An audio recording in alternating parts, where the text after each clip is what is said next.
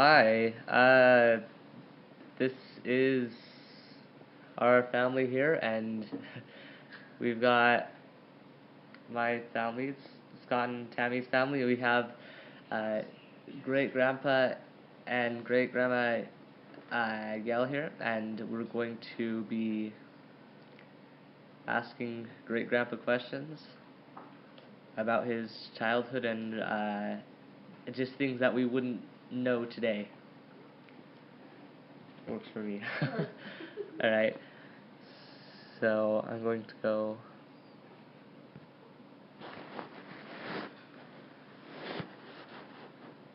Alright, I'll just start at the beginning, I guess. Alright, and Seth wants to know, did you have soda when you were young, Grandpa? Did I have what? Did you have soda when you were young? You're talking about that drink that we call a soda? Yes. The only soda that I really remember is the root beer that we made ourselves. It was good. So, you just made root beer? How'd you make root beer with? Or you could buy the extracts at the store and mix it with whatever was needful. But one of the things that you may not be acquainted with, how do you get your root beer cold? How do you get your root beer cold? We put it in the fridge. We didn't have any fridges. Do you put it underground? We didn't. We didn't have any electricity. Oh, ice house?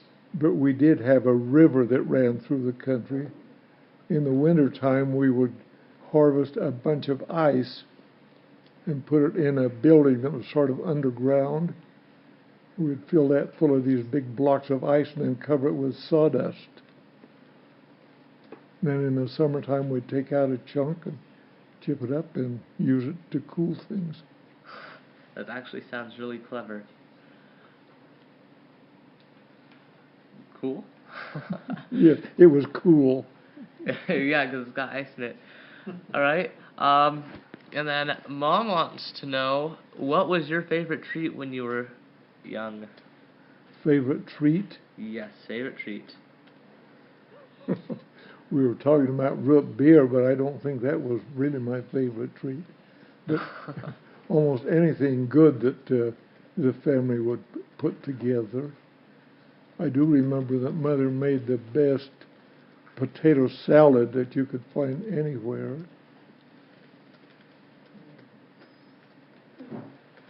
And we had good ice cream that we made. Yeah. And there again, we used the ice that came from the river. Yeah. So you use that ice for a lot of stuff. Yes. Did it usually last you all summer long, or was it? Probably not. The big blocks of ice would be quite small by the end of the summertime. Yeah. Oh, yeah. All right, cool. And Dad wants to know, what is the biggest trouble you got in as a kid? The biggest trouble? The biggest trouble you got in as a kid. He's not going to tell you. You should have asked me many years ago. I have a terrible memory. Right. I'm not buying it. Oh, I'm sure that there's something I could tell you if I just stop and think for a few minutes. Did you used to pull that growth hair when you were in school or something like that? Oh, I could tell you some trouble other guys got into. Do you know what a fountain pen is? Yes, sir. Do you know what a slate is? Yes, sir. Have you ever used one? No, I can't say have. Okay. Do you know what a stick pen is? It No. isn't a fountain pen. Oh, does it scrape stuff on slates? Well, we could take a turkey feather, a feather out of a turkey's wing, and cut the end off and split a little bit, and you could use that for a pen. And every desk in the school had a hole up here in the corner, and there was a ink well bottle that set right down in that hole. And now you'd take your pen and dip in that ink, to do your writing. And the thing that Anna Maria was referring to was if a girl was sitting in front of you that had real long hair, you could dip that in the ink too. Grandpa, you had all those brothers. I'm sure you guys got into trouble. We weren't that dumb. We stayed out of trouble. Oh, I don't believe it.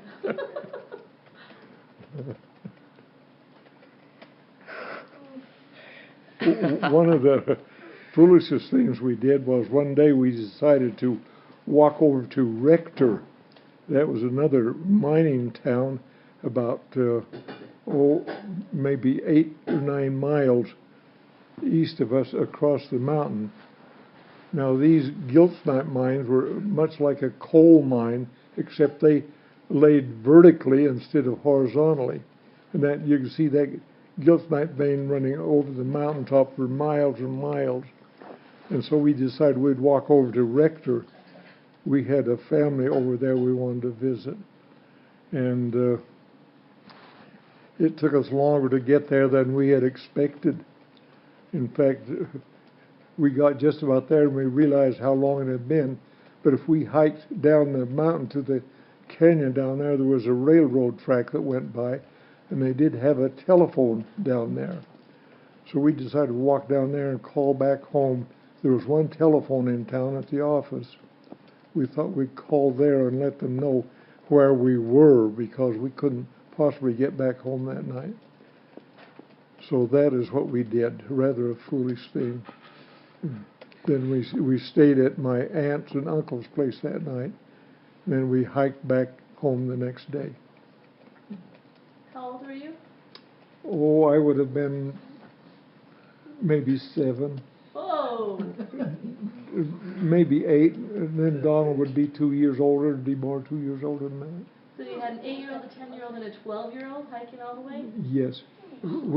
I was 6 years old when we moved to this mining town, and I was 12 when we left. So all these fun things we did during that length of time. Sounds like quite the adventure. We had a lot of fun rolling big boulders down the mountain. You know what rim rock is? You've seen these big rims of rock that sort of run around the mountain. Oh, yeah. Yeah, okay. Well, there was that type of terrain there. We'd get back up on these mountains and we'd find a big boulder that we think we could pry loose. And we'd get up there with whatever sticks or whatever it took, and we'd pry some big boulders loose, and down the mountain they would go. Yeah.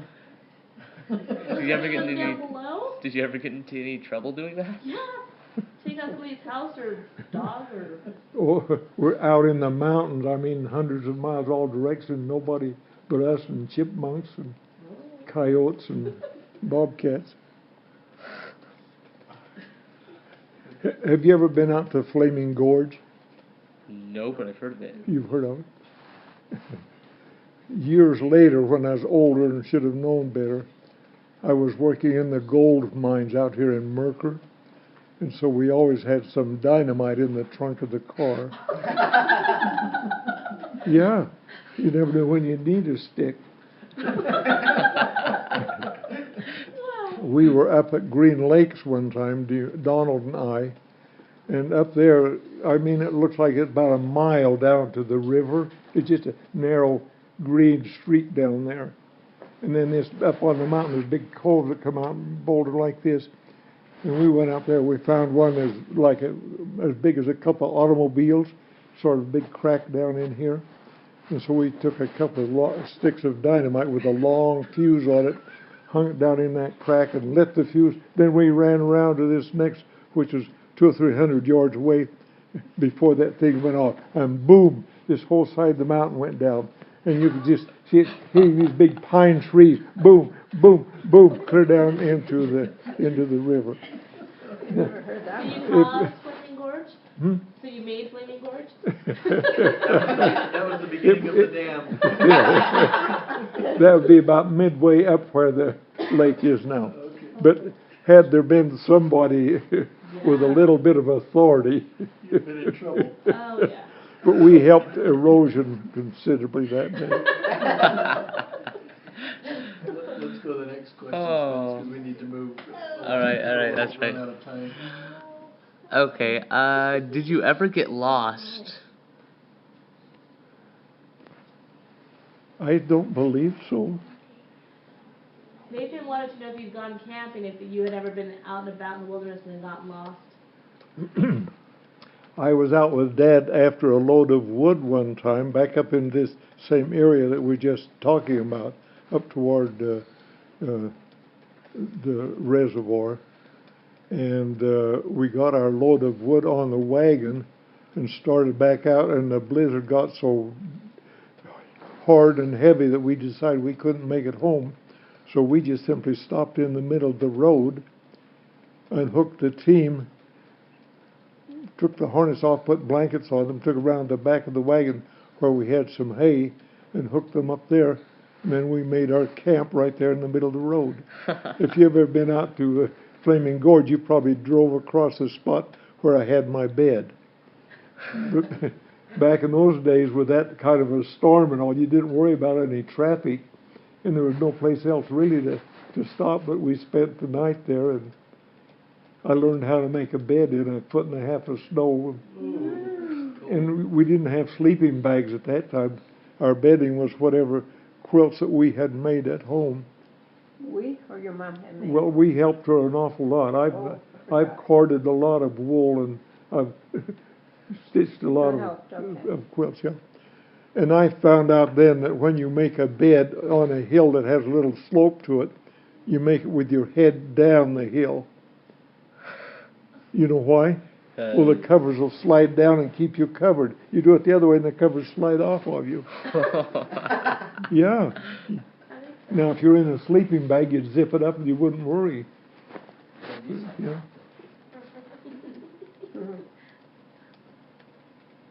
All right.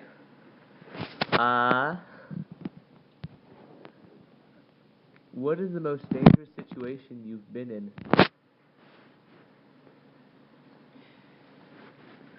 Oh. Dynamite in this trunk. Hello. This was an exciting one. Our neighbor, Palmer, had a big old Jersey bull that was mean. I mean, he was really a mean animal. And have you ever seen a bull with a ring in their nose? Yeah. Well, this bull had torn that ring out of his nose. Ow. And he's just flipping out here. And our trail was across the road from our house. And I come up there one day and here this bull was coming down the road, and one of our cows had gotten out, was heading down the road toward him. And I said, man, if this cow and that bull ever get together, it'll be almost impossible for me to get them separated. I'd have to go saddle me a horse and hope that I could get down there and separate them. So I went charging down the road and headed this cow off and got her turned back and through the gate. And about the time I did, that bull was blowing snot all over the back of me. He was that close. And later I thought, well, how stupid of me. Yeah. I mean, I just one good stride ahead of him. I rolled over them. Were you on a horse or you riding? I was on my feet. How old were you? Pardon? How old were you? Oh, I'd been 14. I was grown up. Yeah, I do not think you. You're at your age. Okay.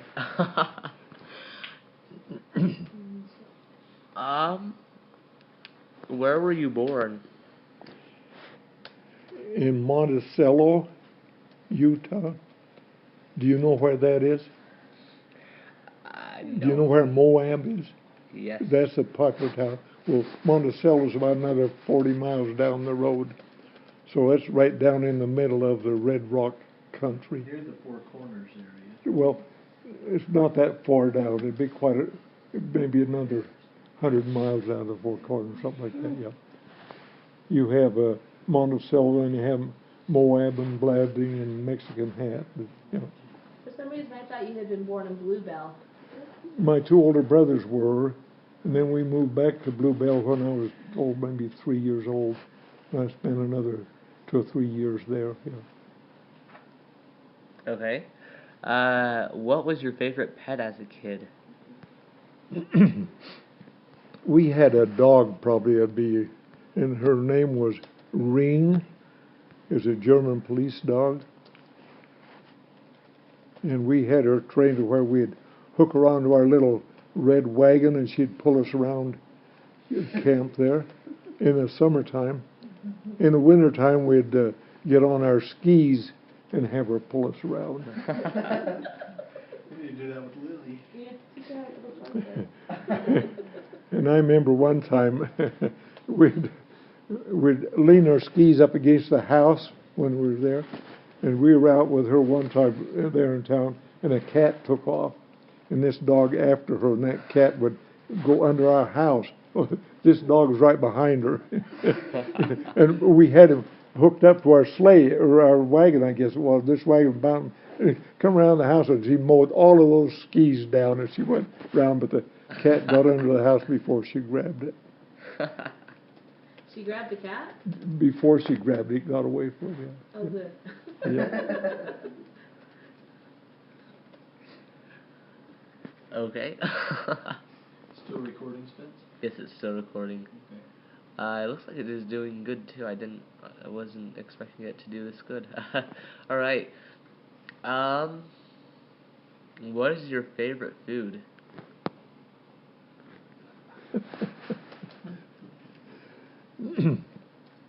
When I was a youth, any of the food that you had was what you had produced yourself.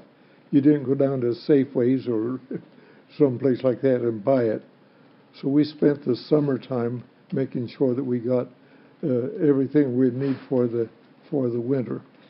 So anything that we could get was what we enjoyed. We used to eat a lot of rabbits. We'd go out in the fall time and kill these rabbits, bring them home and skin them, and then we would fry them up, and Mother would make a nice brown gravy. And we'd take these rabbits and we'd put them in a 2-quart jar with this gravy, finish processing them, but that was so good later on. There was 6 of us boys, so this 2-quart bottle of rabbit would, with a lot of potatoes, made a pretty good meal. Well, that reminds me, we also had a trap line. We used to trap coyotes, bobcats, and whatnot.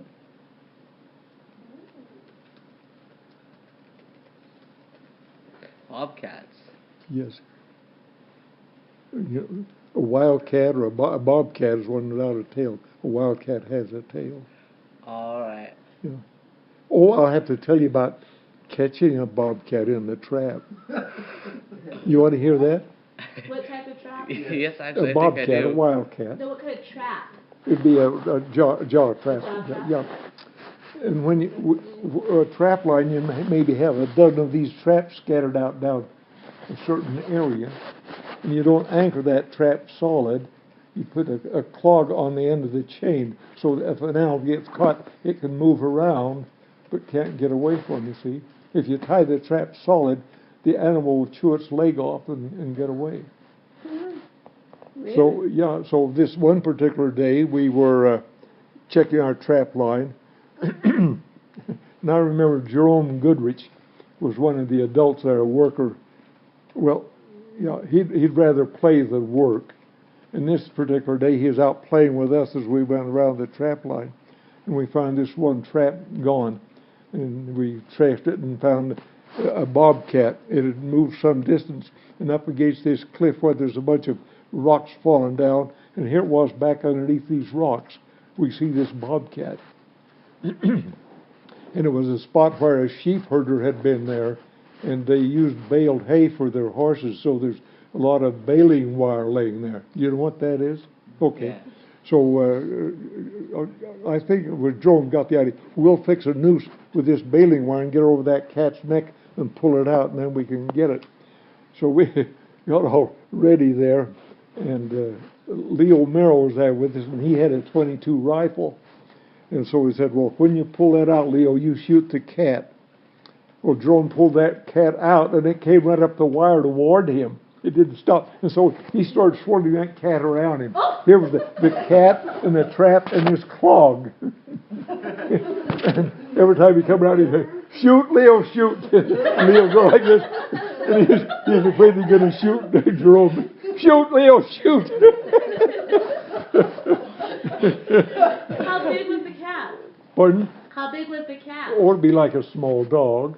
Oh, Yeah. okay. Big as maybe But 3 they're times mean. as They're big mean, those as things. a cat. But anyway, Jerome went, I don't know how many times, but finally he got so dizzy he fell down. And this cat went rolling over into the bushes, and it was choked, it was dead. Oh. And we could hardly wait to get home to tell everybody about it. And Jerome didn't want to go home. But shoot, Leo, shoot. Did you take the cat home? Oh, yeah, we get a bounty on those things, yeah. Oh, really? They pay you? Well, for that's that? what we trapped them for. A cat, we'd skin it and sell the hide. Oh. A coyote, we'd cut the ears off, scalp it, and I think we got, $3 or $4 for Because it. they chase the livestock. Yes. Why cut the ears off? Well, that's what you identified as you've gotten a coyote. Just You'd show skin them it, instead of taking the whole scalp animal. it, and I think they pay about $10 for a coyote now. I saw something the other day that surprised me. Yeah. How old were you? When Well, you Oh, 8 or 9, somewhere along were, Leo was 8 or 9 when he was trying to shoot the bobcat? there. Yes, maybe young. Really? I don't want to give my 8-year-old 22. What do you give me? Well, no, I wasn't shooting the bobcat. Jerome Goodrich was a grown man. That was the Oh, he funny was a part. grown- Okay. Yeah. This is Jerome going on, shoot, Leo, shoot. But we all had guns. I mean, yeah. We It was knew what survival. we knew what a gun was and how to use it. You know, Nobody ever got hurt, shot by accident? not even on purpose. So would they give an 8-year-old a BB gun or a real gun?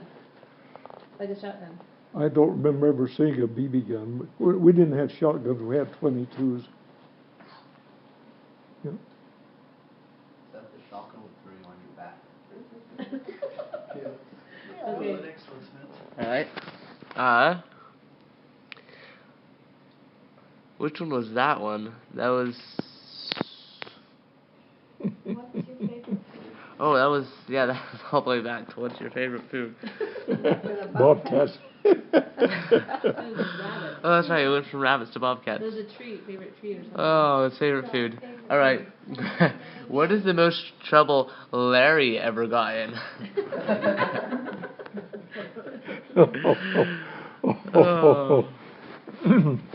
We lived on Highland Drive and 30th South, and there was a big vacant field behind our home there, and it had been farmland, and it hadn't been taken care of for some time. I remember this one late in the summertime. It was weeds or wheat or whatnot. There were maybe 6 or 8 inches high back through there. And I come home from work one night, and Larry's mother was quite upset. There was quite a patch out back of our home that was burned. Larry and his buddy were out there playing with matches or something. The fire department came and put the fire out, and then the firemen spent quite some time talking to Larry about it.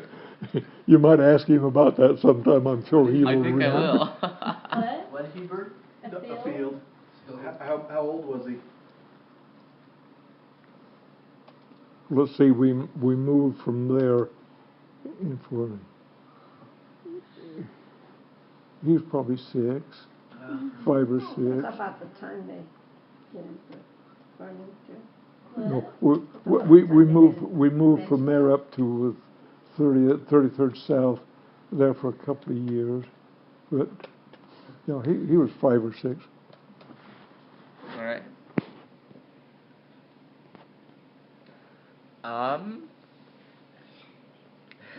Dad wants to know, were you chubby as a child? Chubby? Yes. I understand that my nickname, or they used me when I was tiny, was they called me Cutie. I guess I was so cute. I wasn't chubby, I was just cute. That's pretty cute.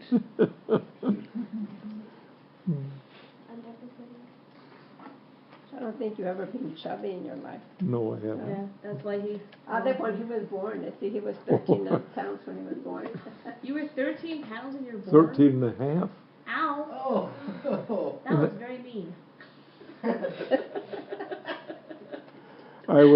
We would never made it, but you were acquainted with Bruce R. McConkie. His father was Oscar W. McConkie, and he was my bishop. Oh. Yeah. And he fasted three days, then came out to the ranch and gave Mother and me a blessing before I was born. He fasted 3 days? Yes. Wow. Were you giving your mom problems then? I must admit. Do you need a drink? No, I'll be all right. But, you know, here you are out on a dry farm, no doctors, no hospital, no nothing. But there was also some kind of a thing going on around the Chumangas.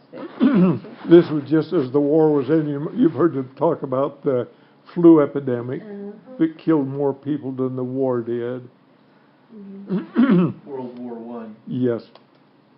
And the flu hit our family must have been about Christmas time. And Mother would be about 3 months pregnant at that time, see. And the bishop his wife took some soup or whatnot over to the home teachers and told them, "I'll take this down to the Gale family tonight." And the home teacher was a cousin of Dad's. But they talked about, they decided the Gales weren't going to live till morning anyway, so they didn't take the soup down to us. Oh my goodness. That's how sick.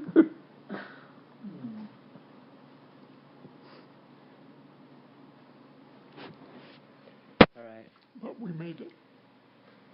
And we're sure glad you did. All right.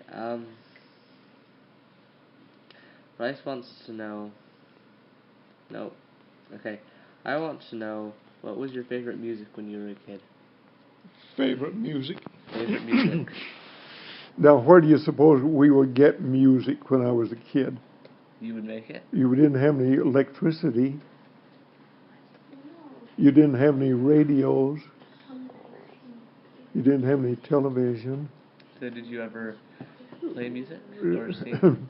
We used to, this mining camp, we used to have an activity, I think each month we would have a dance and a dinner, and there'd be one family or two families in the community each month would do that.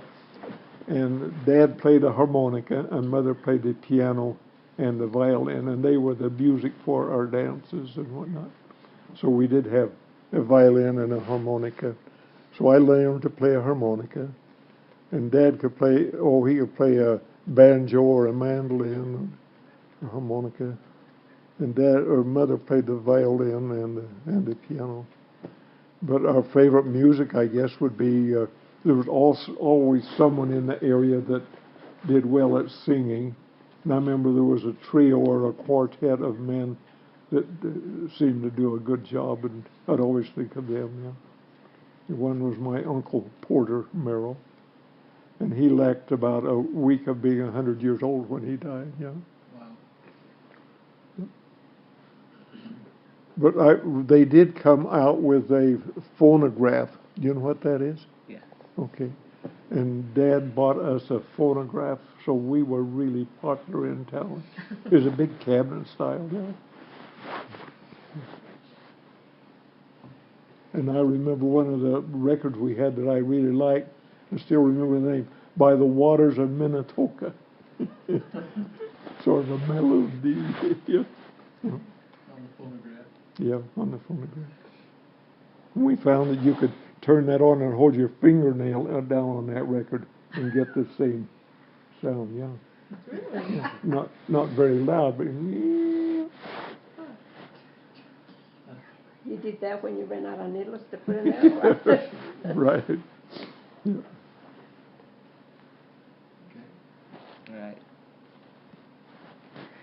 Nathan wants to know, what were your favorite sports? What kind of clothes did you did you wear? And did you ever go pole sitting? Pole sitting? Start with one question, Spence. Okay. What was the favorite game? Yeah, what was your that the favorite first sport? question? Favorite sports or games?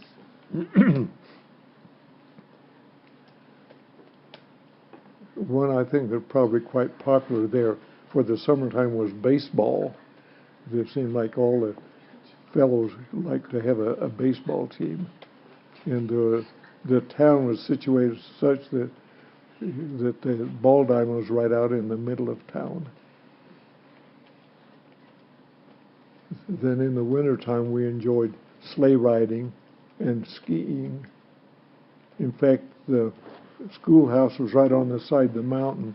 In the recess, we'd run out of the school, up the hill and get on our skis, and down we would come.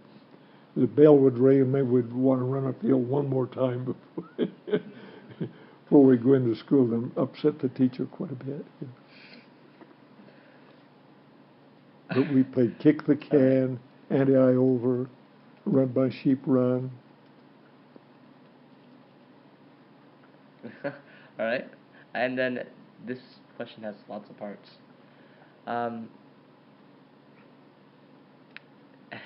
What kind of clothes did you wear? Do you know what bib overalls are? Yes. I have a pair. Okay. And I remember they came out with, they called them striped overalls. Have you seen those? Those were so popular. We thought that was really neat if we could have a pair of striped bib overalls. So that was it. And the shirt. And I know a picture I saw the other day of all our family, all the kids, and all the shirt had the top button was buttoned even. No tie, but it. I don't know whether we were trying to keep warm or what the deal was, but yeah. All right. Pole sitting. Oh yeah. Did you ever go pole sitting? I don't know what that is. It's. Did you ever climb to the top of a pole and sit on it? We learned in history class that it was something popular to do in the 1920s, and we don't know why. So we were wondering if you ever did it. I don't recall anyone ever doing it, but I've climbed a lot of poles, pole fences. I've climbed a lot of trees and sat in them. But we used to play, I can't remember now, but anyway, somebody would take off and you'd follow them and you'd do whatever they did. And what do we call that? Copycat? Something like that. But anyway, we were running along this rocky ridge and there's a big pine tree here. And the lead guy jumped from the rocks of this tree and slid down. DeMore jumped and just about missed it down and hit on his head and it knocked him out. We had to carry him about a half a mile home. By that time he had come to, but yeah. So that was one of our fun things. Watch DeMar get knocked out. Nice. I'm surprised they survived. It's as wild as they out there. Well, another fun thing was those big gilt snipe mines. There'd be a deep ditch dug in the ground or solid slick wall on either side. And this mine would be anywhere from maybe 4 to 8 or 10 feet wide and maybe 600 or 700 feet deep. And if it'd be in a place where the rainwater come in there, it'd fill it up with water. This would be an old mine that wasn't being worked anymore, see? Fill up with water. And there's always a bunch of railroad ties or timbers laying around. So us kids would go up there and we'd push one of these logs out into the water. Then we'd scoot out on it and we'd paddle around in this swimming pool. 600 feet deep and 4 or 5 feet wide. But Mother never did know we were doing that. Yeah. She knows now. She knows now. All right. Can I do that? What was church like as a kid?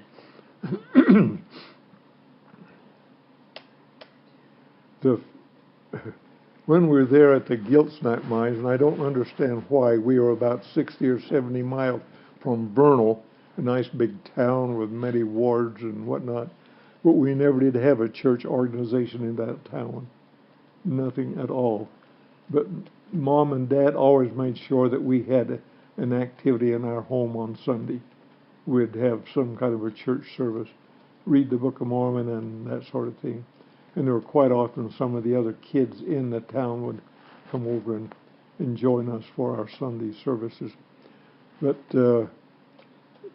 I do remember going to church when we were in Bluebell, and this would be when I was 3 to 6 years old, going to primary and enjoying it there. And I saw my first movie there in Bluebell. And that was, there was a fellow that lived in Roosevelt that had the equipment for showing a movie. And he'd come up to Bluebell occasionally, and they'd hang a big sheet on the side of inside the chapel. It'd be like our cultural hall. This big sheet on the wall. He'd have his projector here. And the electricity, he'd have his big old truck sitting outside and with the engine running. And I think there must have been a belt coming off of the rear wheel because he had it jacked up. And this belt would run a generator. And there he had the electricity for the movie. And I remember us kids would be laying on the floor looking up at the screen. And the adults would be sitting on the church chairs back here.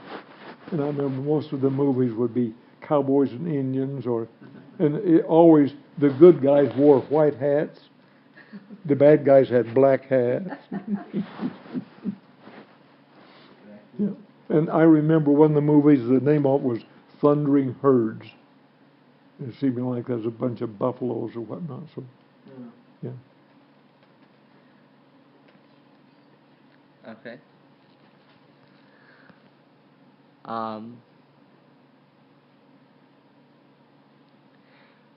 What was your least favorite chore growing up?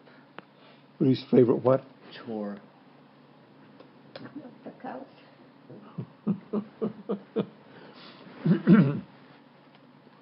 There were some difficult chores. As a farmer, you had your cows to milk, and you always milk. We always milked ours at 6 o'clock in the morning and 6 o'clock at night. And in the cold winter time, that was sort of a challenge. Yeah. And it was a challenge to feed them. And you always had to make sure the watering hole was open for the cattle. There was a creek that ran through the lower part of our farm near the barn. So we go down there every morning with our axe and chop a hole through the ice to make sure it was open where the cows and horses could get their water that morning. Yeah. And there, next to last year of high school, it got down to 30 below zero every night for more than 2 weeks. In the daytime, it warmed up to about 20 below. And so they started school an hour later and let out an hour early. So instead of going to school at 9 o'clock, you went at 10 and got out at 3. They're afraid someone's going to freeze to death. I did freeze the end of my finger. Yeah. And, you'd think when water freezes, it just sort of gradually freezes. I was in a chemistry class or whatnot, and we had a big cannon sitting out on the lawn with a bunch of balls, cannonballs sitting there, would be about 4 or 5 inches in diameter. So we brought 2 or 3 of them out to the shop and drilled some holes in them, and we took them out and set them on the window sill, just outside the window, poured these holes full of water, and then we watched them, and just pop. Water expands when it freezes. You think it just gradually come up, but don't pop, just like popcorn. Pop, pop, pop. Out of the holes? Yeah. It didn't break the balls? Real steel ball. Oh, yeah. Yeah. That's why they pop up. Yeah, it was like it would be maybe 25 below zero, so it didn't take long for that. And maybe with a more mild change, it might come up more slowly, but these would just pop, pop, pop. Yeah. Alright. What was the roots? By Burma. Okay. Aren't you glad you asked? Oh, I am glad I asked. Pardon? I am glad. Okay.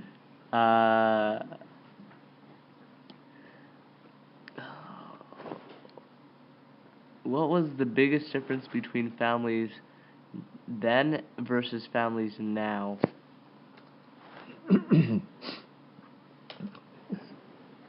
The families that I'm more closely associated with, back in our days, it was a family obligation that you accepted and realized you had to work together to be successful. Like I said, we spent the summer making sure we had enough food to get through the winter. Our meals were always a family affair. Everybody sat down to the table and ate their meal. And so much today I see some of the opposite. They'll grab a sandwich here or something there or whatnot. Mealtime isn't particularly a family activity. Alright.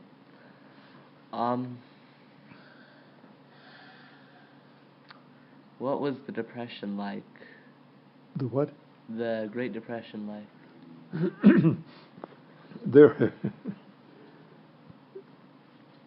There just wasn't any employment anywhere. There wasn't any money.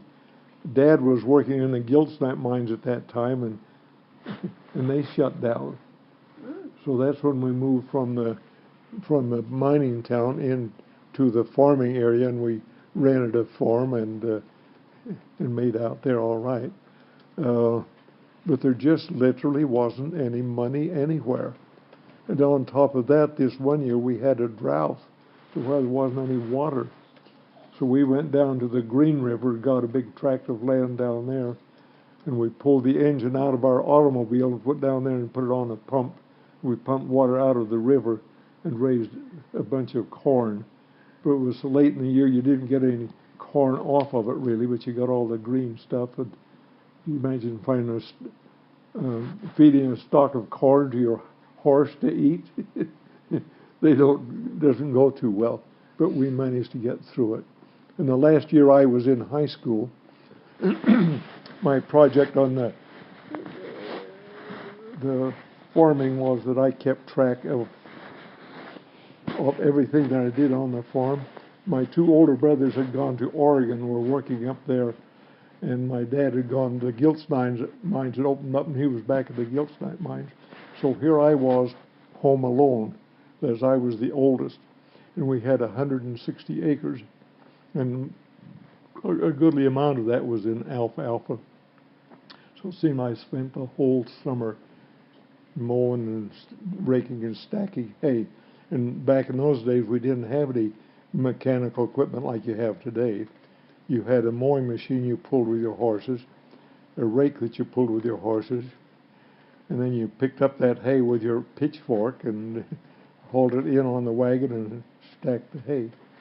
And I started school a couple of weeks late that fall because I didn't have all my hay into the yard like I needed.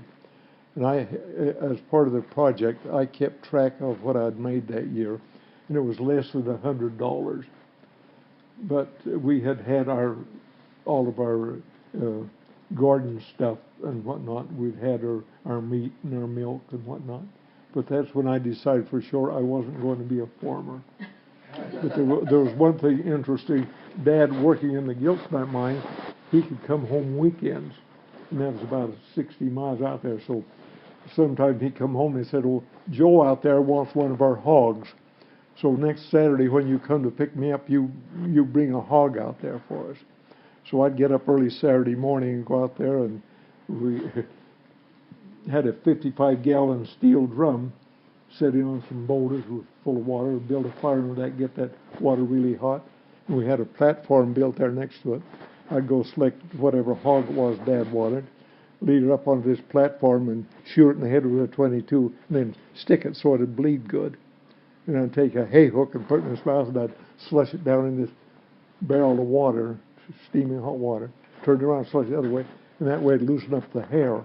Pour it out on the deck, and you'd scrape all the hair off, and open it up and gut it. And I'd throw it in the back of my pickup truck, and when I went to get Dad, I'd deliver this hog. So I learned to do a lot of butchering at that particular season. That's how Grandpa got so good at sharpening knives. Yeah. Grandpa, I have a question. When there was no money, how did you pay tithing? You'd take a load of hay or a load of squash or whatever your produce was. Yeah. Now, after I was married, I was a Fuller brush salesman. One year I paid a good part of my tithing with my brushes. Yes. Salt Lake, I called my bishop and asked him about it. He said, well, go down to the bishop's office and see what they'll do. I went down there and they said, sure, we can use some of your brushes. So they looked at my catalog and they decided they wanted this, this, and this, and this. And so I took it down to them, paid my tithing with a hairbrush and some, yeah. How we doing, Spence? And I used to gather fast offerings. And when you went to gather fast offerings, you always took a bucket, a sack, and scales, because almost everybody paid their fast offering with flour, 3 or 4 pounds of flour. Yeah. You take your bucket, and then you pour it in this big bag, and by the time you got home, you had a pretty good sack of flour. Mm-hmm. All right.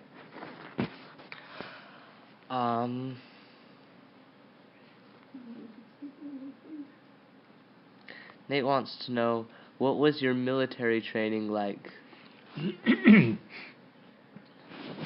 I was married, and Larry was a year old. And my next door neighbor, your grandmother's name was Rhea, and the neighbor next to us, his wife was named Rhea. They were our same age, and they had a little girl, Madeline, that was the same age as Larry. One day he comes home from work. He's an accountant, and he had been drafted. I said, oh, my word, if Vaughn is drafted, then I have the same situation. I'll probably be drafted next month. And right at that time, I was working in the arms plant, Remington Arms, building ammunition. And the Navy had sent out a report, come and take an examination, and depending on what you rate there, we'll give you a commission or whatnot in the Navy. So I said, well, I'd rather be in the Navy than in the infantry. So I went down and took a test. They said, well, if you'll sign up, we'll make you a second-class petty officer. That's like a sergeant. I said, boy, that sounds good to me. So I signed on the dotted line. And they sent me to Farragut, Idaho for boot camp. And it wasn't too bad. The company I was with was a rated company. And I was one of the younger ones in the group, and I don't know why, but they selected me to be one of the officers. I had a group, I had the, what was it? It was a two-story barracks, and I had the top barracks that I was responsible for. And we were there only really long enough to get our hair cut and our shots and get oriented into, what a bulkhead was instead of a wall, or a porthole instead of a door. So I wasn't there too awfully long. Yeah. All right.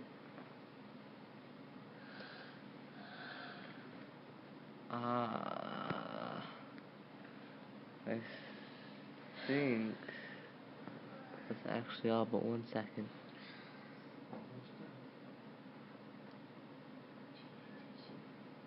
Oh, there's one more. What did you do after school?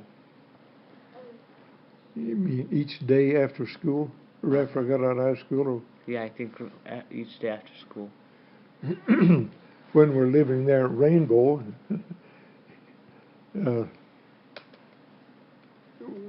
we had you had to furnish all of your own fuel to cook your meals and warm your homes and whatnot. And so we're there in the mountains. There are all kinds of trees around.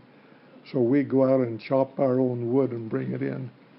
So we spend an awful lot of time getting wood. And I remember that we had quite a project, DeMore, Donald and I.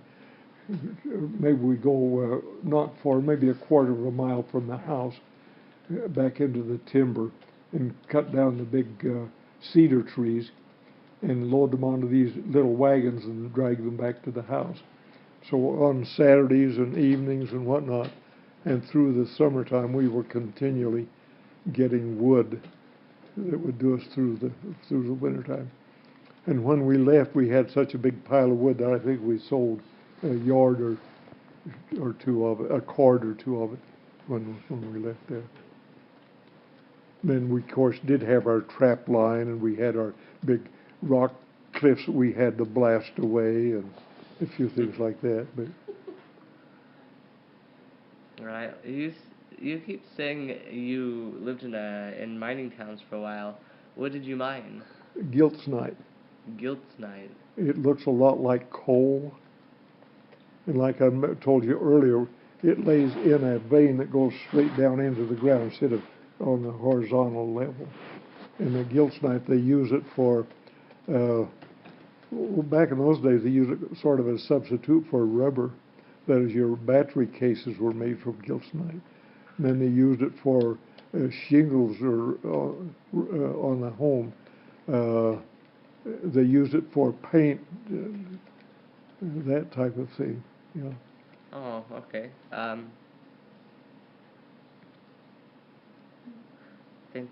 think that's actually it. I'm out of questions. Was there anything you wanted to add, Dad? Tom? Thank you. Oh. That was fun hearing Really? those stories. No. If should you go through and ask me these same questions again, you might get different answers. I'll have to try that. So don't expect me to verify any of this stuff. But it was a good life. It really was. And What other troubles did Grandpa get into, Larry? We actually need to get the kids home and get to bed. oh, it's after 8, yeah. Yeah, they get us at 6. Unfortunately, you guys gotta go to school. And you'll have this See, one recorded of the then. greats now. Yeah. He's, Okay, it'd be interesting to He's see a how it turns junior. out. I'll Good be sure luck. to Good send you a luck. copy. He's a freshman. Is it still recording? The twins are both Yeah, in it's still 7th recording. Do grade. you want me to stop it? Let's go ahead and stop it. What does it sound like if you play it back? 7th grade. Let's try I'll it. show you. Seth is in